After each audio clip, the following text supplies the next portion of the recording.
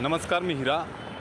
आज मी आहे ठाणे स्टेशनच्या बाजूला. हे ठाणे स्टेशन आहे, बाबासाहेबांचा पुतळा आहे आणि ह्या पुतळ्याच्या बाजूला हा रिक्षा लावतात.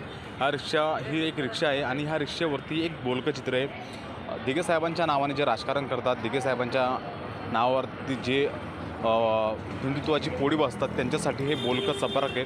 हे बघू शकतो की या ठिकाणी दिघे साहेबांचा एक फोटो आहे. त्या फोटोवरती ही फोटो लावण्यात आला आहे. फोटोवरती बघू शकता की जवळून फोटो दाखवतो.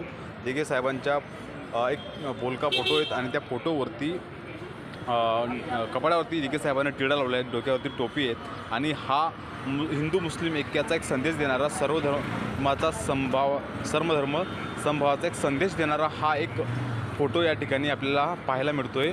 आणि याच्यावरती लिहिलं आहे, एकच वाघ.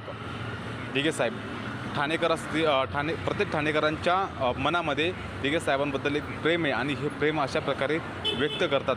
बघू शकतो की हा फोटो आहेत आणि हिंदू मुस्लिम असेल किंवा सर्व धर्म समभावचा एक संदेश देणारा हा व्हिडिओ, हे चित्र आपण बघतो आहे.